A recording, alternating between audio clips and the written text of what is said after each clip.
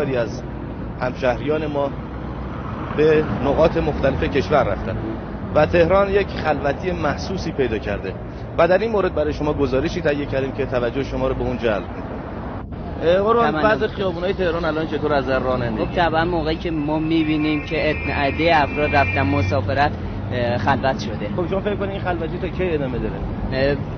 تا حدی تا هفتم و بعداً که تا 15 دیگه کاملا شلوغ میشه. از نظر ترافیک بسیار خلوت بود، چون بیشتر مردم تهران را ترک کردن، به مسافرت رفتن. برای تعطیلات عید از اصفهان به تهران آمدیم. امیدوارم که در شهر ما بهتون خوش بگذره. خیلی ممنون، قربان شما. از 14 به پایین اینقدر شلوغ. شما امروز موقعی که رانندگی می‌کردید طبق هر روز از نظر زمان چقدر جلو افتادید؟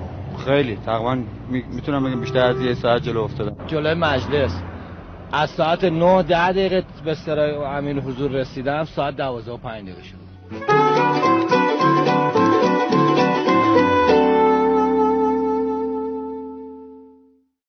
اجازه بدین قبل از هر صحبتی سال جدید رو پیشاپیش عید نوروز رو به همه شما شنوندگان و بینندگان عزیز تبریک بگیم. عزیزان گرانقدری که در طول برنامه‌های گذشته و همینک به پای تلویزیون حضور دارید و بیننده این برنامه هستید، براتون سالی پربرکت رو آرزو داریم.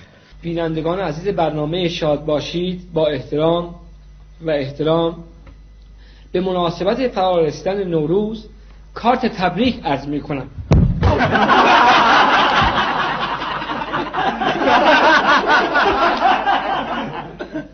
از کدوم یکی از برنامه تلویزیون راضی بودید؟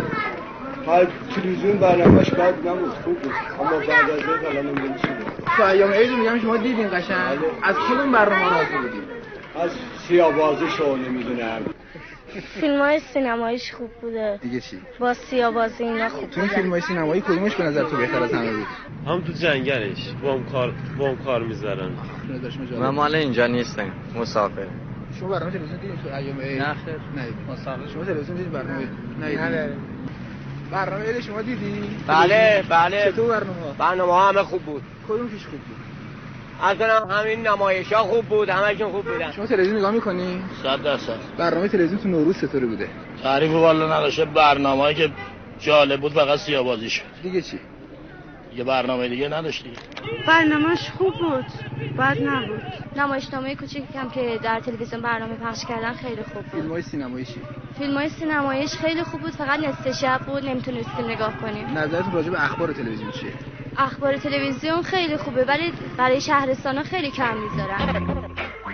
خلاصه صوفی زلم کردی بس که نق زدی. اگه من میفهمیدم منظور چی میخوای جونم خیالم راحت بود. خلاصه که چی؟ بدبختمو کردی، بیچاره‌مو کردی. باز یک کلام با تو حرف زدم دیگه غرغره در سر با. این همه ثروت از پدر رسید، همه زدی به دنب گاو.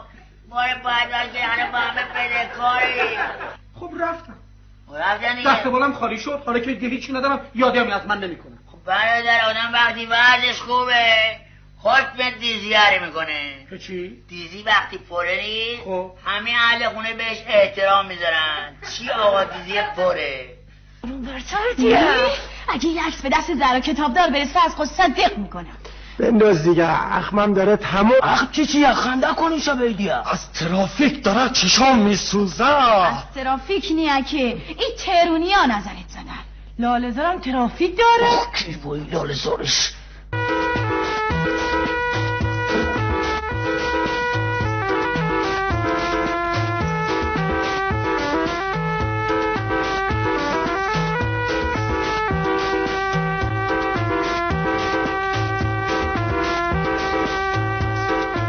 بسم الله الرحمن الرحیم. جانب جلال عزیز اعزامی از شهرستان مبارکه سلامتی خود را به خانواده میرسانم و این عید سعید را به امام اومد و امت شهید برور تبریک عرض می نمایم. سال نوتون مبارک. نه اومدیم یه تبریک بگیم بریم. خیلی ممنون.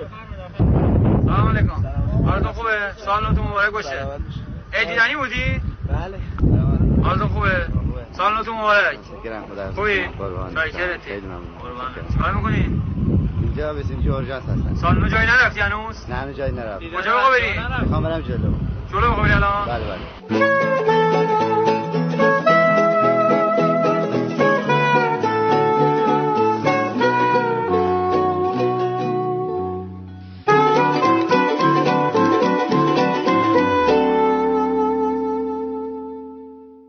سلام و شب بخیر. بر اساس پیشبینی اداره راههای نوروزی از بامداد فردا راه میهمانی رفتن و دید و بازدیدهای نوروزی کاملا باز است. اداره راه گفت اما امیدواریم راه پرخوری و هله هوله خوری و حق مردم خوری هم بسته باشد و عبور و مرور از این راهها امکان پذیر نباشد.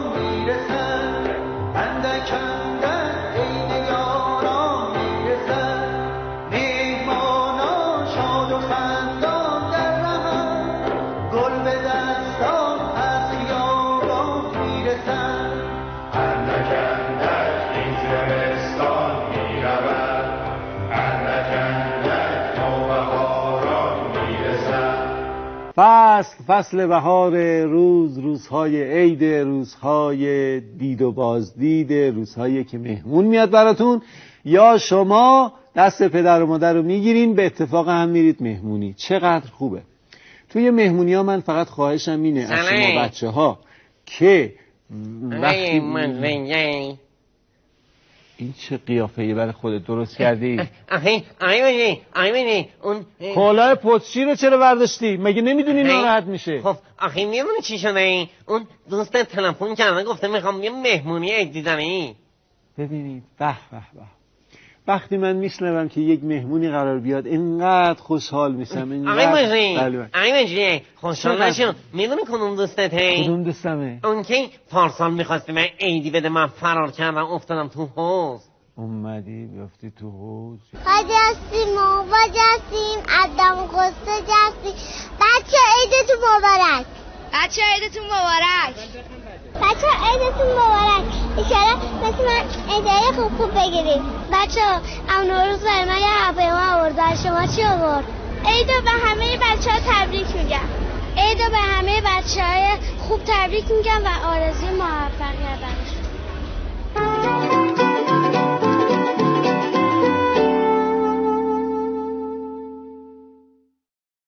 زیباییه گل را ببین، اینک زمه سال رفته ام، دید آمده دید آمده دید آمده دید آمده دید آمده دید آمده.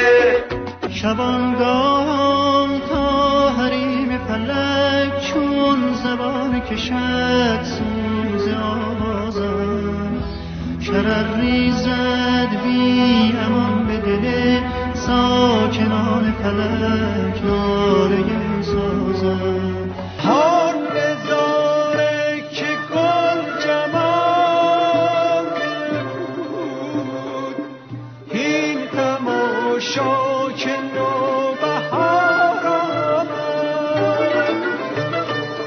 مثل یکی ره گذر از کوچه ها میگذرم هر سحر از کوچه ها. آی نسیم سحری زب کن ما را با خود ببر از کوچه ها. آی نسیم سحری زب کن ما را با خود ببر از کوچه ها. پنجره بیقرار تو، کوچه در انتظار تو، تا که کند نثار تو. لاله دست دست را، لاله دست دست را.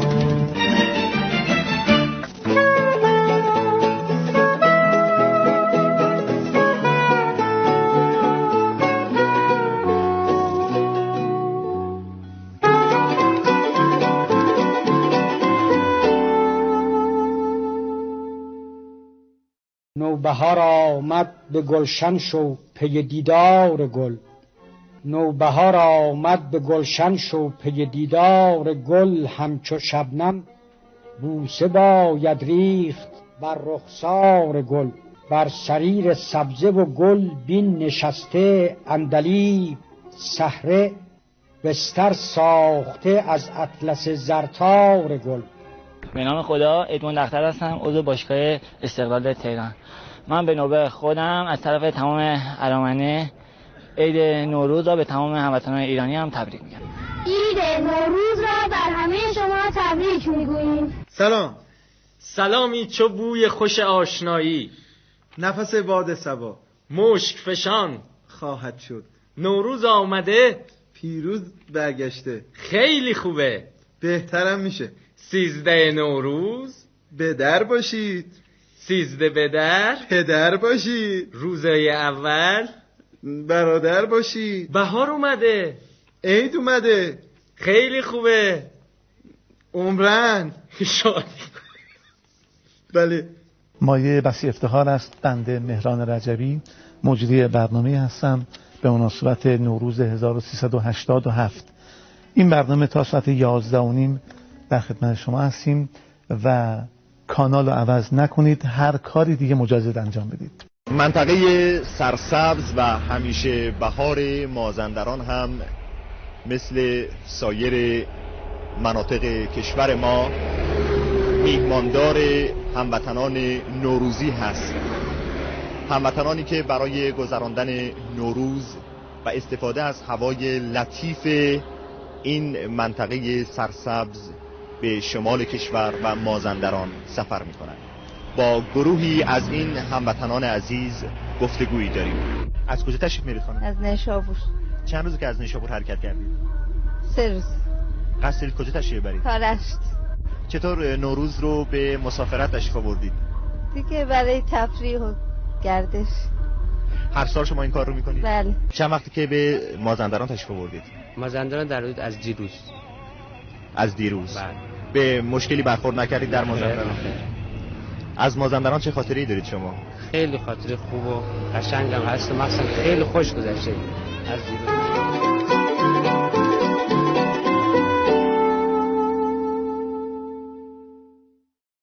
بسم الله الرحمن الرحیم.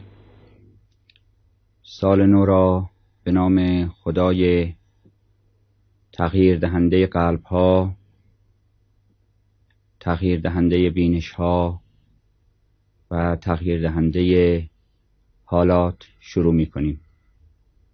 با امید این که خداوند به ما توفیق پیدا کردن قلبی محکمتر و بینشی کاملتر و حالتی بهتر بده.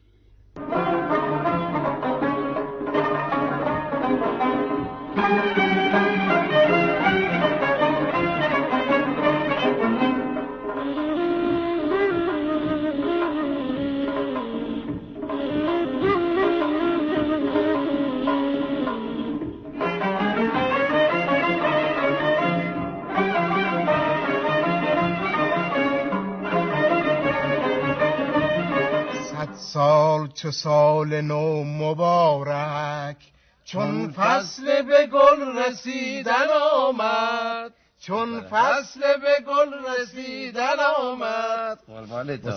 متشکرم.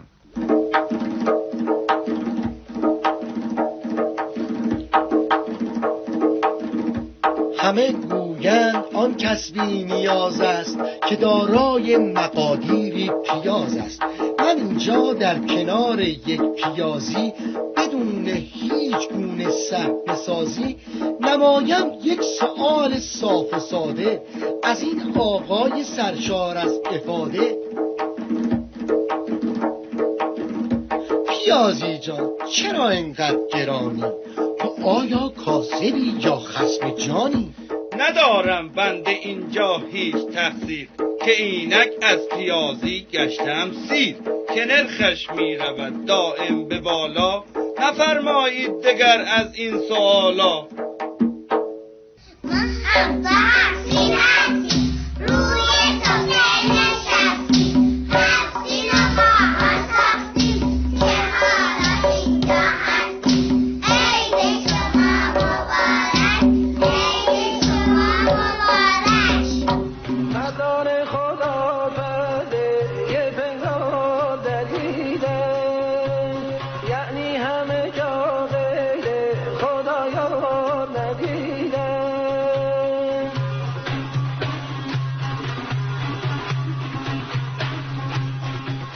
بهار آمد از راه در این وسعت سخت، خودت را در احساس باران رها کن.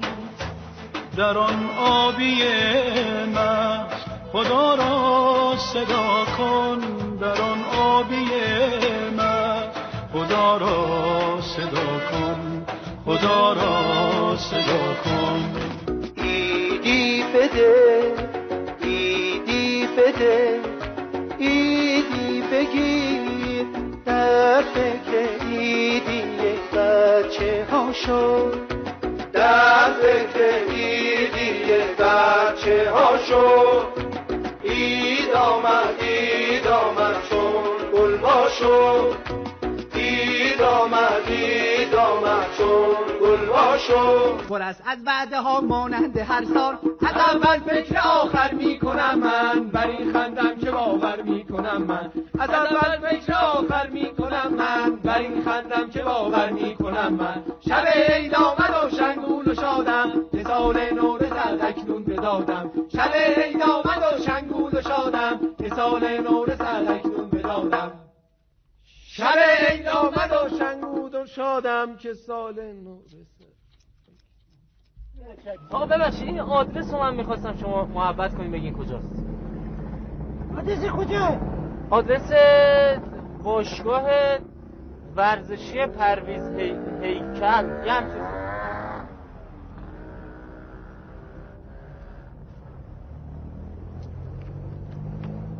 متوجه شدم. باشگاه پرویز هیکل. شما مستقیم بری، مستقیم که رفتی میپیچی.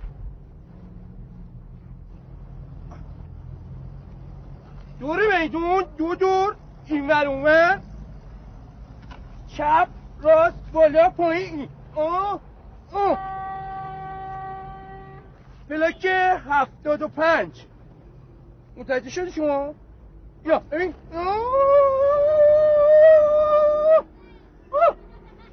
متوجه شدی؟ بله. آره خیلی ممنون. چون لاغر مردنی تو ارزش کن. پیش از اینت بیش از این اندیشه اشاق بود، مهرورزی تو با ما شهره آفاق بود. حسن مهرویان مجلس گرچه دل می برد و دین، بحث ما در لطف طبع و خوبی اخلاق بود.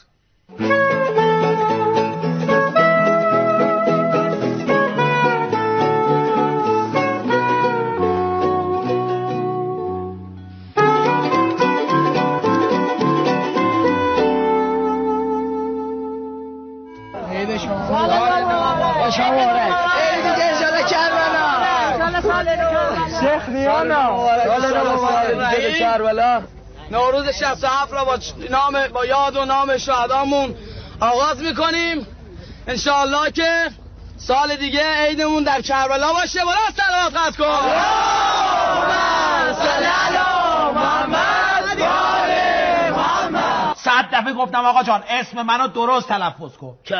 همین آمیزلا دیگه. لا اله الا الله. ده پسر جانه میرزا میزبان. لا اله الا الله. ده پسر یه خنگ. اینقدر منو اذیت نکن، اینقدر اذیتم نکن. اسم منو آقا جان من اصلا اسم ندارم. اسم ندارم. خیلی خوب آقای بی اسم بفرمایید. لا اله الا الله. ده پسر جان اذیتم نکن، دست از سر من بردار. اسم ندارم، نه اینکه بی اسمم. اسم دارم ولی آقا جان تو اصلا آقای خالیشو بگو. چه آقای خالی امری داشتی؟ عجب ده پسره خنگ. دست بردار، اینقدر اذیتم نکن. آقا جان آقای خالی اسم من نیست. یعنی آقا جان تو اصلا نمیخوام چیزی بگی. آقا جان نمیخوام چیزی بگی. خب حرفتو بزن.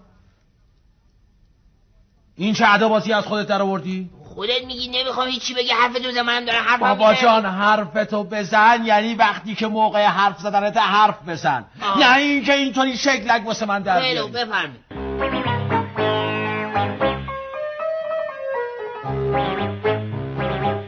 زمین پیازی غذاها رو میسازی، خیلی خیلی گرونی از خوشحالی میخونی.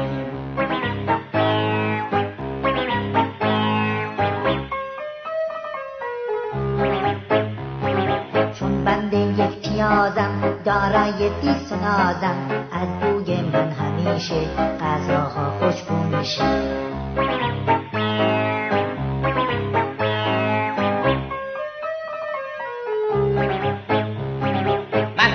سیب زمینم بیرک و نازنینم، از قیمتم همیشه هر کسی شوکه میشه.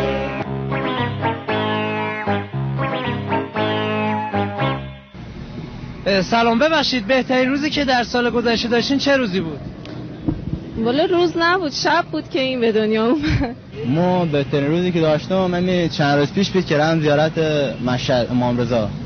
روزی که قبول شدم. هر سال در آستانه نوروز خیلی از خانواده‌های خراسانی برای تدارک سفره 7 سین سمنو رو طبخ می‌کنند و این کار رو با اشتیاق و حسناپذیری هم انجام میدن. توی خیلی از محله‌های شهرهای استان خراسان اگر گذر کنید می‌بینید خانم‌های خانه‌داری که دیگه سمنو بار گذاشتن و خیلی با اشتیاق این کار رو انجام میدن. چند سال سمنو درست میکنید؟ 27 ساله. 27 سال. از کی یاد گرفتین؟ مادر شوهر خدا بیامرزه. خدا رحمت کنه رفتگان. میشه بفرمایید چطوری سمنو درست میکنید؟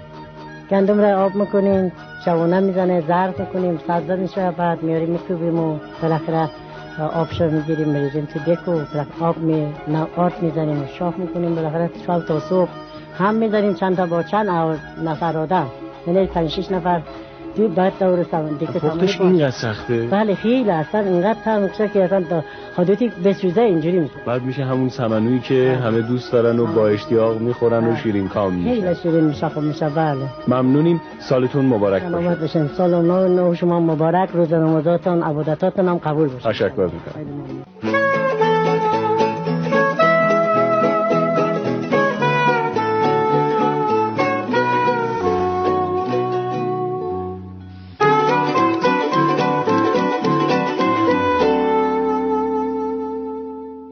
کنم که عیدو به همه شما تبریک عرض میکنم. میفرمایم که کاسبان عیدتان مبارک باد، عید بر کاسبان مبارک باد، کسب و کارتون داغ باشه ایشالله. استاد چرا فقط کاسبا؟ مثلا کیا؟ مثلا کارمندا چی؟ کارمندا که امسال حدود 22,000 تومن عیدی گرفتن. چه خبر جالبی. خیلی خوبه. شما نگرفتین؟ نه هنوز فرصت نشد. عرض کنم که در مورد کارمندم میفرمایم که من شدم شاد از دم باد بهار. ببخشید دوستان اینجا جای آواز خوندن نیستا؟ خواهش میکنم.